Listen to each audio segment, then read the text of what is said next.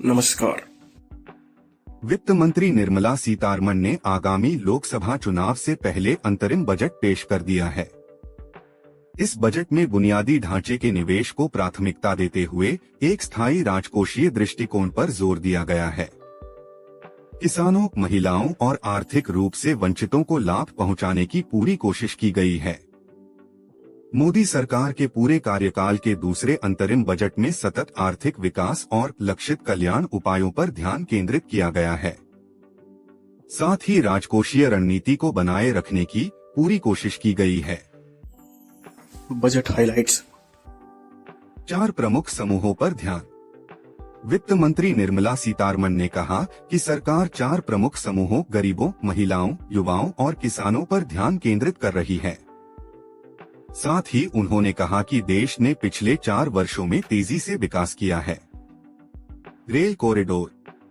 सरकार 3 rail corridor शुरू करने का भी ऐलान किया है। साथ ही यात्री ट्रेनों के परिचालन पर ध्यान केंद्रित किया जाएगा। इसके अतिरिक्त समुद्री रेल कनेक्टिविटी पर भी ध्यान दिया जाएगा। सरकार मेट्रो रेल और नमो भारत सहित प्रमुख रेल बुनियादी ढांचा परियोजनाओं का विस्तार अधिक शहरों में करेगी। सीतारमण ने कहा, लगभग 40,000 रेल डिब्बों को वंदे भारत कोच में बदला जाएगा। Blue economy. वित्त मंत्री निर्मला सीतारमण ने कहा कि एक्वाकल्चर को भी बढ़ावा दिया जाएगा, जिससे देश की ब्लू इकोनॉमी को और आगे ले जाने में मदद मिलेगी। साथ ही पीएम मत्स्य संपदा योजना को आगे बढ़ाया जाएगा। लक्षद्वीप।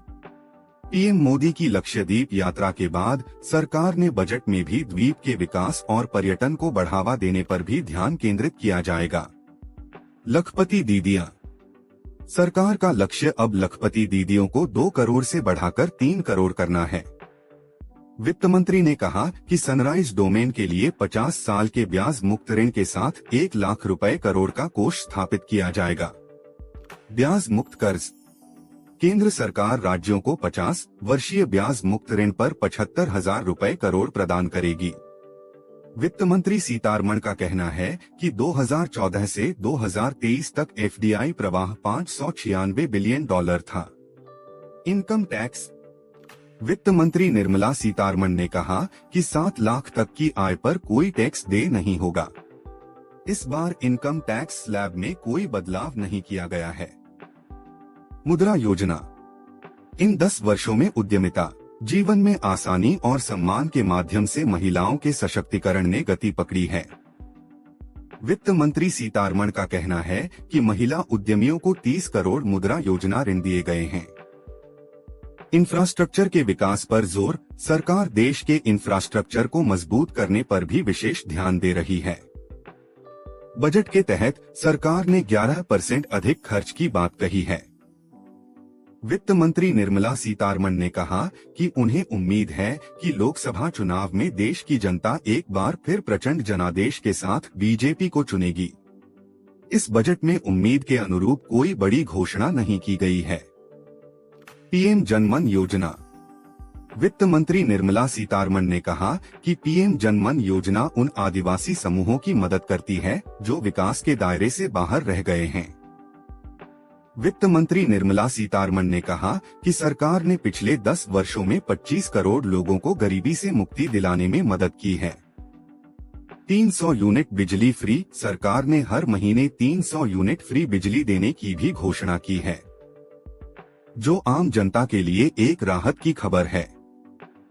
सरकार कौशल विकास पर भी ध्यान केंद्रित कर रही है। साथ ही सरकार की कृषि क्षेत्र पर भी ध्यान केंद्रित कर रही है। Cervical cancer. सरकार ने सर्वाइकल कैंसर के लिए टीकाकरण की भी घोषणा की है।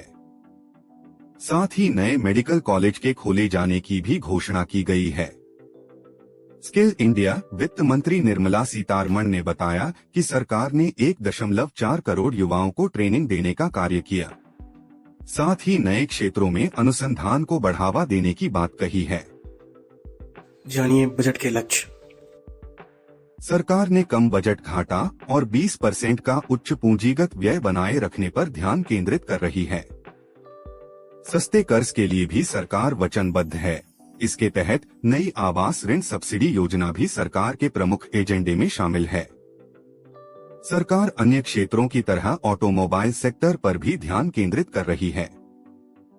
वहीं हाइब्रिड कारों को बढ़ावा देने के लिए उस पर लगने वाले कर को भी कम करने पर फोकस किया जा रहा है।